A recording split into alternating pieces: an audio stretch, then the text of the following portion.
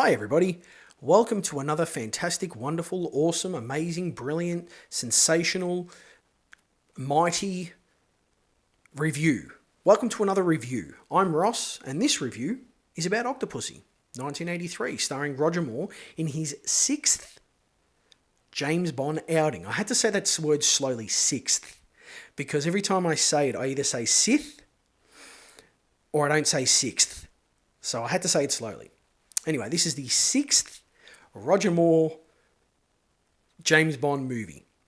And also, it is released 1983, the same year that another James Bond movie came out. Yes, I know, shock horror. Another James Bond film came out. That movie was starring Sean Connery. Yes, Sean Connery in a James Bond movie called Never Say Never Again. Now, why am I bringing that up? If you remember in my last review, For Your Eyes Only, I mentioned that Octopussy, and then... Well, Octopussy is an interesting film because it released in 1983 and it comes off the back of a year that in the media at the time there was a lot of talk about Bond versus Bond. It was Sean Connery, the original James Bond, versus Roger Moore, the new James Bond. Everyone just seemed to have forgotten that George Lazenby existed at this point. Most of the audience probably thinks the same thing, but he does exist and he was a fantastic Bond. Anyway, in 1983, we had the pretty much Bond versus Bond. We had Octopussy and we had Never Say Never Again. Now, Never Say Never Again is an interesting thing, and the reason I am speaking about it is because it plays into this movie a little bit. It kind of dictated how this movie was made and why certain things in this movie happen. So what happened is, all the way back in the 1960s, we got the movie Thunderball, which, if you remember, or maybe you don't remember, during the actual credits of that movie, during the song sequence, Thunderball, it actually says that it's produced by a gentleman by the name of Kevin McClory.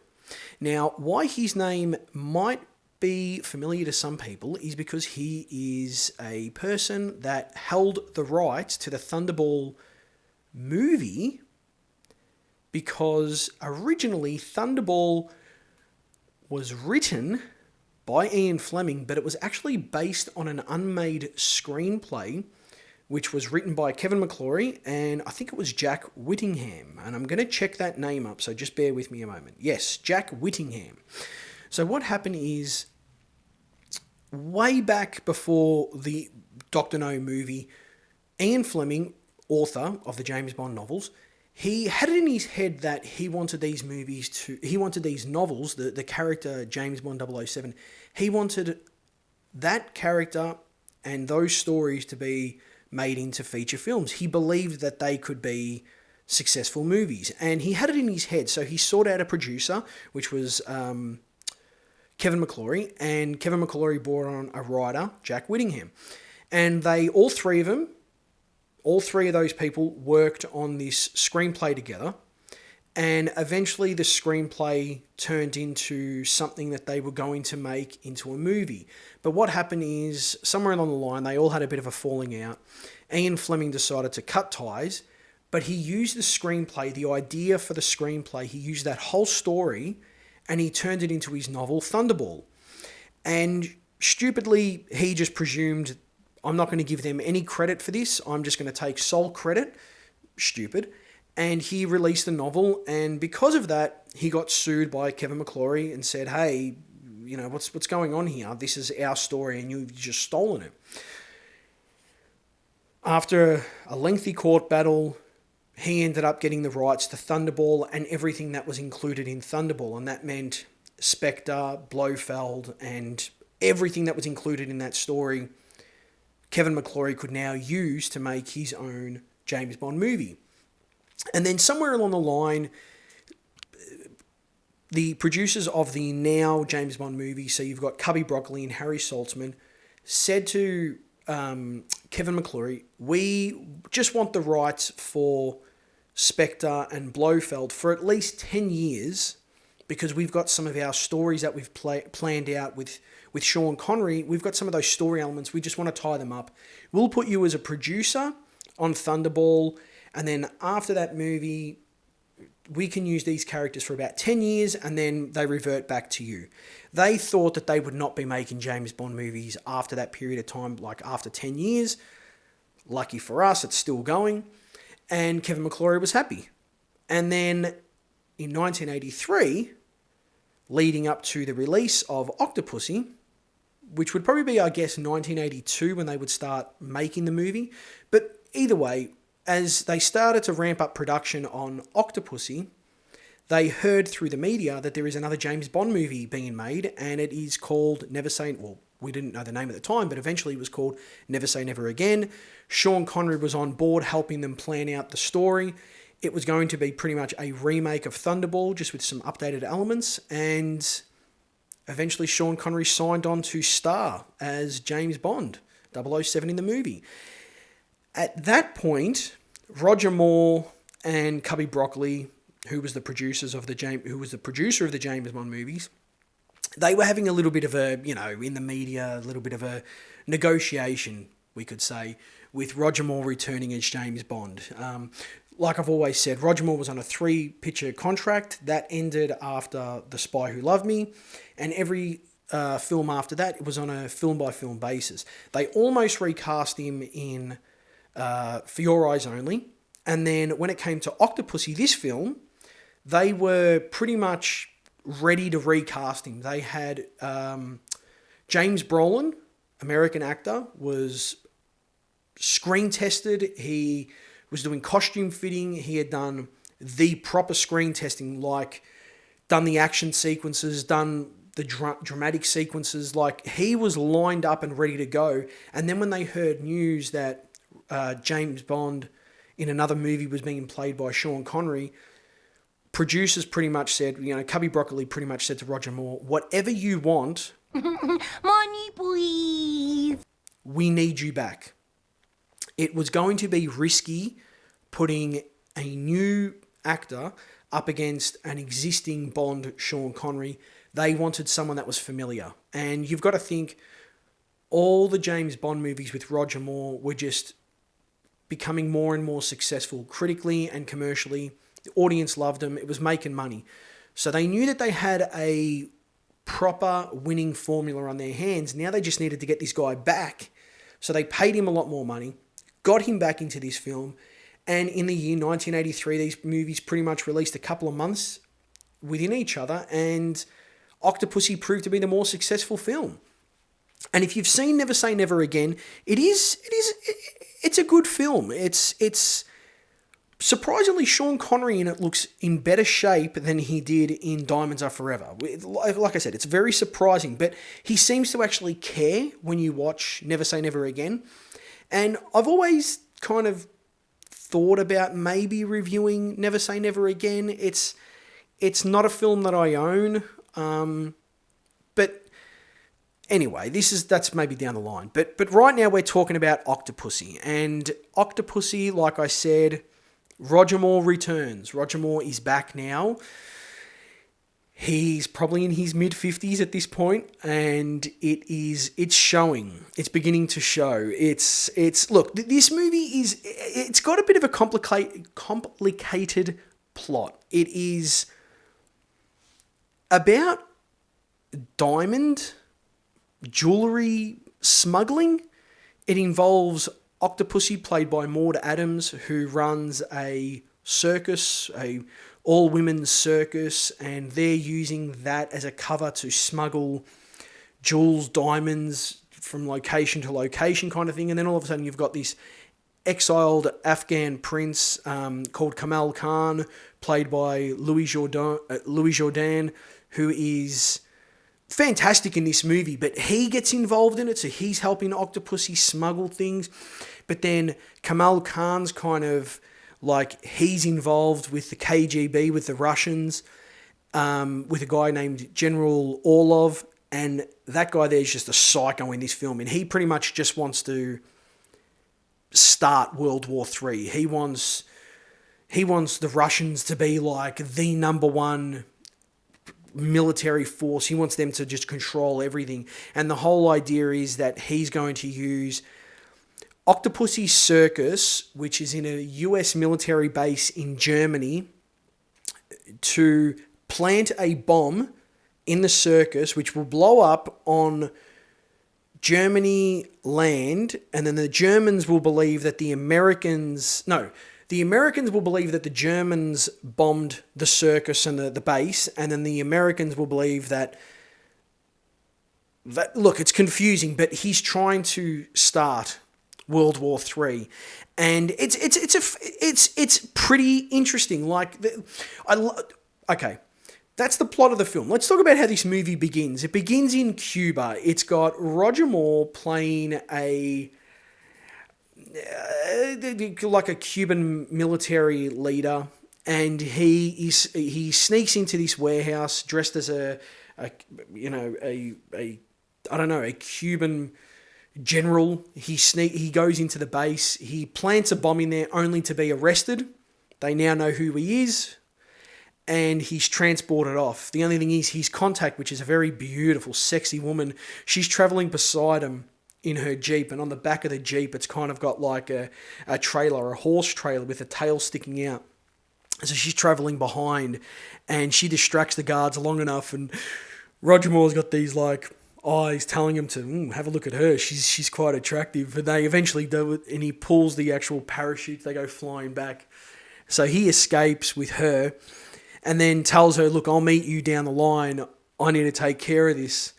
He jumps into the back, into the horse trailer, and then you see it go down like that, and a small little single man like aeroplane comes out of the jet plane comes out of this, and there's this really fun and very quick sequence where he's in this like little jet. I think they call it an Aerostar, but I'm going to call it a jet. He's in this jet and he's flying around over where the Cuban army base is. He's flying around it and everything until they shoot a missile at him. So now he's being chased by this missile in this jet, and he goes back for the warehouse where he was planted the bomb before, because they've dismantled or they've deactivated the bomb. He flies into it as they're shutting the doors on him. He flies in on the side, goes through the base, out the other side, flies off, and the bomb goes in, the missile goes in and blows up. And I love this shot because you see Roger Moore inside there, and just behind him you see the explosion going off. And it's such a good sequence because it really does take into everything. It shows the practical side of the James Bond movies with a real jet being flown around. This thing really existed. It was a real proper jet. I think it was like world record of the smallest jet in the world at this point. So you see the practical side of things. Then you see the stunt work at play, because when it's flying through the base, it's actually just a prop, and it's got like a pole attached to a vehicle which is being driven, but you don't see the vehicle because they've put all things in the foreground of the frame, and the plane's just traveling on the side like that. So you don't actually see it. If you pause it, you will, and I'll probably put it on screen to show, but it's so well done, all of these things. And then when the actual warehouse blows up, that's all just a miniature. And I was watching some behind the scenes, and they said that the effects guys, they had to individually glue each piece of metal, well, plastic, but metal structure of this base down so that when it blows up, it sends all of these bits off individually rather than just as large chunks. And it's the dedication to these types of things that's why I love the Bond movies. Now, the reason I mentioned about Never Say Never Again and having an impact on this film is because they knew that, okay, this is going to be a little bit risky for us, because this is the original James Bond, Sean Connery, going up as his pretty much replacement James Bond, Roger Moore. And Roger Moore was loved by audiences, but this is the original guy.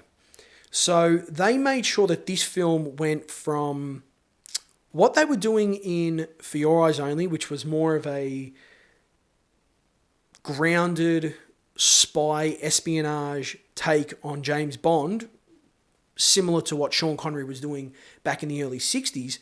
And this one here, they took it more and played it more to Roger Moore's strengths, which was more fantastical, more over the top, bigger stunts, bigger everything, but not as big as Moonraker. But it took all those elements that we knew from Roger Moore's films and threw them on the screen, and it played it up to the fullest. Like, pretty much, if you're an audience member, you've got Roger Moore on the screen and you've got Sean Connery on the screen. This is the James Bond movie. This is the one made by the previous guys. That one there is just starring the previous guy, but this is the one that you need to come and see. And that's how this whole film is. It really plays up on that. Like I said, you've got the bad guy Kamal Khan, and he is so over the top in the way he's a villain, but he's so suave about things. The way he talks, he's so elegant. The way he talks, he's so proper. He's perfect. This guy, he's a fantastic villain. Louis Jourdan is brilliant. He's a guy, I've never seen him in anything else, but I watched this film and I'm like, man, this guy's so cool. Like, I would love to have a meal with this. Probably not the meal that they have in the movie, but I would love to sit down and have dinner with this guy. He's pretty cool. I'd like to hear his story. And then he's got a sidekick, well, not a sidekick, he's got a henchman in this film called Gobinder. And Gobinder is this very tall Indian muscular man. He looks like a brick wall. He's like almost a mixture between Oddjob and Jaws. And this guy is, he's a good looking guy. And apparently he was a bit of a heartthrob in India. So they cast him in this movie. And he's so intimidating in this movie. There's a part when Roger Moore's being held captive and he walks to his door and Gobinder's just standing there and he just looks at Roger Moore, and Roger Moore's like, yep, kind of thing. Like, oh, okay, like that. It's so good. And there are so many fun things in this movie to enjoy. Like, there's the locations. Can we just talk about India for a moment? I've never wanted to go to India. I've always thought it was every time you see it in movies, it looks overly crowded. It looks messy. It just doesn't look nice on screen. Octopussy has made me want to go to India. It looks gorgeous, absolutely beautiful. Like, you just see some of the scenery, the palaces that they've got, the architecture, everything is fantastic. It's such a beautiful place. And this film here really does show India off in such a beautiful way. Like, absolutely fantastic. And like I said, all the locations, the action sequences in this movie. There's a part when they're on one of those like little scooters driving through the streets of India. And I mean, you've got people just coming at the back and they're just running up. And then you've got Bond's like contact in India called Vijay. And he's belting him off with a tennis racket.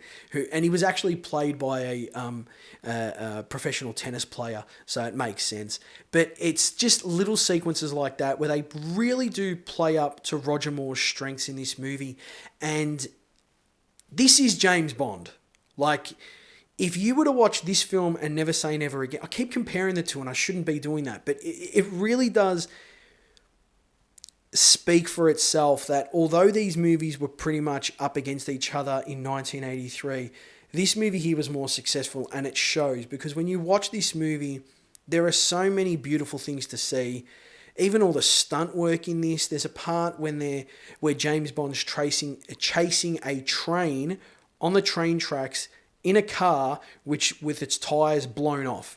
And he drives onto the tracks and he is speeding up behind the train, eventually gets on the side of it and then jumps off the car onto the train, runs along the top, fighting off bad guys. So many fun things to see in this movie. There's fights in the palace in India. Beautiful women. Got to talk about the women. Maud Adams, she returns from, The Man with the Golden Gun. In that movie there, she played Andrea Anders. She was kind of like a slave to Scaramanga in that movie. But she was played by Maud Adams. And the producers of the movie, Cubby Broccoli, said, well, let's get her back and she can help do the screen testing for the male actors that are coming through. We'll have her as the female lead in the screen tests. But they liked her so much that they actually just said to her, you know what, we're just going to offer you the role. You are Octopussy. And she was rapt. She was excited. And looking at her on screen, she's so beautiful. And I know at the time of release, I believe she was 39 years old. So she plays a more mature woman in this movie. But playing against Roger Moore's, I think he's mid-50s in this film, playing against Roger Moore as a 39-year-old to a mid-50s in this movie, his age difference isn't as noticeable. And don't get me wrong, it is noticeable. Like, you can see that Roger Moore is older. You can see that it looks like he's slowing down ever so slightly. And yes, there are more use of stuntmen in this movie. But he hasn't lost any of his charm. He hasn't lost any of his wit, any of his humour. He's still the Roger Moore we had in the previous movies. Age matters not to this guy. He is fantastic. And he still runs around and throws the punches and shoots and does this and does that. I mean, he's no Tom Cruise, but who is? But he's fantastic. And that's why I love this movie. Like, it actually took me a couple of years to really appreciate the movie Octopussy. Because when I originally watched it, I just... Oh, yeah, it's a late era Roger Moore movie. He looks older. I'm not really here for this. But as the years have gone on and I've watched Octopussy a lot more, I've really come to love it. And I think I'm actually finding that this year, 2025, rewatching the James Bond movies, I'm discovering that I love, and I'm talking absolutely love, this current era of Roger Moore's films. And I don't think it's ever occurred to me how much I've enjoyed his movies until this reviewing.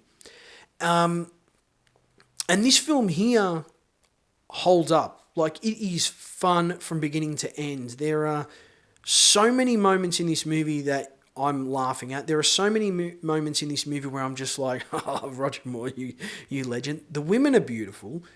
The action sequences are fantastic. You've got a really good villain antagonist in Kamal Khan. You've got his great henchman, Gobinder. Then you've got Maud Adams as Octopussy, who is brilliant in this movie. Very sexy. She's in charge. She's doing diamond smuggling. It's pretty much jewellery smuggling, diamond smuggling. And she's using her all-female circus to do it. And she's got like her, I wouldn't exactly say henchwoman, but she's got her, say, second-in-charge woman called Magda. And wow. Oh my Lord, is this woman beautiful. Unfortunately, when she's on screen with Roger Moore in their love scenes, it is very noticeable how old Roger Moore is looking. And also noticeable how gorgeous this woman is. I'm going to find out her name, so bear with me a moment, because I really want to pay respect to the fact that, wow, like how stunning and gorgeous she is. Yes, Christina Wayborn. She is beautiful. She's sexy.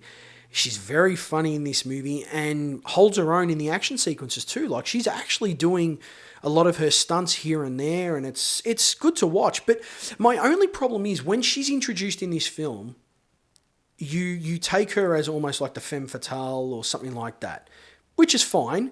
But then eventually you realise, oh, she's Octopussy's second in charge. As soon as Octopussy is introduced into this movie, which is between the 47-minute mark, that's when you hear her voice for the first time as she's feeding her octopus. And then you don't see her until about an hour into this movie when she first meets James Bond. As soon as Octopussy is in this film, introduced in this movie, Magda just kind of falls as a background character after that. She's in a couple of scenes here and there, but that's it. She kind of does, she's at the circus, she jokes around with the general, the American general, but that's about it. She doesn't really do much other than that. And it's a bit of a shame because she's built up in the beginning half of the movie as this really interesting female character, and then she's just thrown off to the wayside because now we've got Octopussy. And speaking of Octopussy, the movie's named after her, but like I said, about 45, maybe 50 minutes into this movie, she's shown her hand is as she's feeding the octopus, and she's talking with Kamal Khan. And then James Bond isn't introduced to her until maybe about an hour into this movie. And then an hour later, the film ends. And I'm like, oh, okay. So you've kind of used the first half to build up Magda, and then the second half is all Octopussy. And it just kind of feels a little bit off to me. She's still great when she's in the movie, but it just kind of feels like, oh, you only introduced her in the half. Anyway, I'm not going to nitpick. I still enjoy the movie. I love her in it. She's probably one of my favourite Bond girls. And that's no word of a lie. Like, she's brilliant. I absolutely love Maud Adams.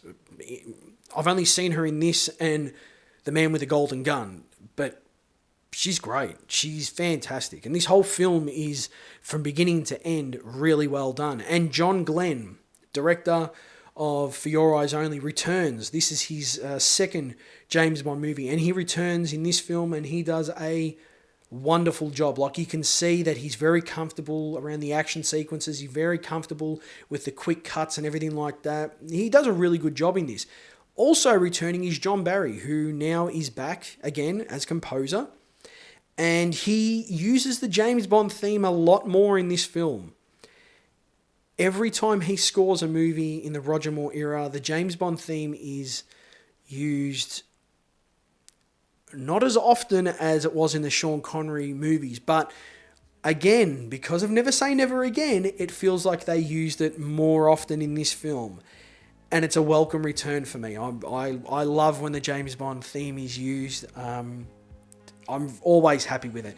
And then you've got the title song, which is by Rita Coolidge, which is All Time High. And it's good. It's good. I'm not going to say it's great.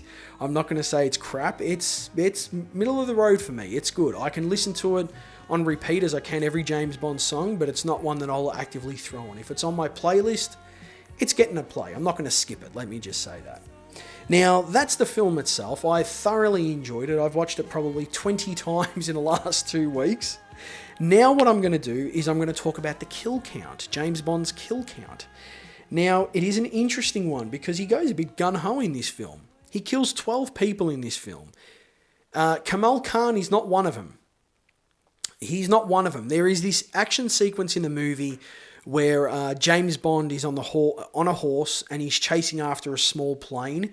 He manages to jump off the horse onto the plane just as it takes off and it's flying. Inside the plane, you've got Kamal Khan, Gobinda, and they've kidnapped Octopussy. So Bond is going to go after, save her. He's on top of the plane and Kamal Khan and Gobinda are in the cockpit and they're like, he's on the roof kind of thing. And Kamal Khan turns to Gobinda and pretty much tells him, get out there and get him. And throughout the whole film, Gobinda has been like, yeah, no problems, whatever you need me to do, I'll do it, don't worry about that. This is the only time in the movie where he's turned to Kamal Khan and second-guessed him like, pretty much, are you sure?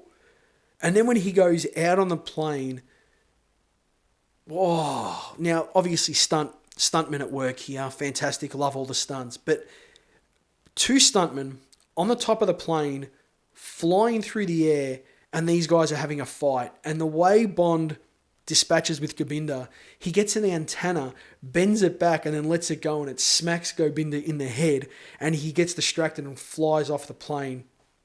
And then manages to get Octopussy and goodbye Kamal Khan. And anyway, so the kill count, you've got 12. He dispatches a couple of people in this movie. There are 2 other characters in this movie. They work at the circus, but they kind of work more for Kamal Khan, I think. I'm a little bit unsure about that. And they're called Mishka and Grishka. And they're knife throwers in this movie. And after we got the pre-title sequence, then we got the song, and then we've got the next part, which is the post-title sequence, I guess. And it shows a clown running away from the circus, which we find out is 009, and he's holding this Fabergé egg. And when he's running away, he's being chased by Mishka and Grishka from the circus, and they're knife throwers, as I said, and they kill 009. So throughout the whole film, it's kind of like a little bit of a... It's hardly mentioned, but you know that Bond is going to get revenge for 009. And I love the way he dispatches these guys, and I just love it. Tiny little things like that always make me happy in movies when they do it well. Even to the point where you actually like, there are 2 points in this movie where you're almost like, oh, I think Bond's going to get it now. And it's when anyway, he dispatches one of the knife guys and then another one is going after him. And you think he's about to get it. And then he manages to open up the door, swings inside, pulls out the knife and then throws it and kills the guy. And the second time that you think, oh my God, Bondy's going to get it, is Bond manages to make it to the army base where the circus is, and they've planted a bomb inside. And Bondy's trying to warn the army general, and this guy's like, I don't believe you. They're trying to arrest Bond. He manages to escape, and he's screaming at them there is a bomb here. Everyone is going to die. You need to get out of here. And when they finally reveal the bomb, there's like 13 seconds left. I just watched it before again, and I'm like, 13 seconds? I thought there was like 2 minutes. 13 seconds left. Bond disarms it, but it's like 13 seconds. Oh, so you actually like, is this guy going to do? He does. But yeah, anyway, that just little things like that in this movie, in Octopussy, that I really enjoy. Now, locations visited. Now, the pre-title sequence begins in Cuba, but was actually filmed in London.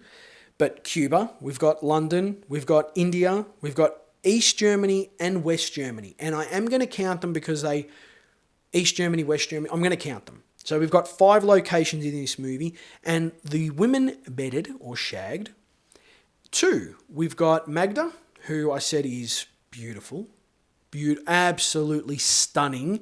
I'm not going to go over this anymore.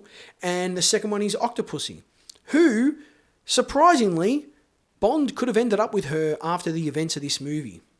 Kind of, the way the movie goes. But anyway, I have so much fun. I keep saying that, and it's weird because, like I said, up until this reviewing of the James Bond movies, the Roger Moore era films for me had always been, like, I'll always watch The Spy Who Loved Me, and I'll always watch For Your Eyes Only. Those are the 2 that I will always pay attention to when I'm watching them.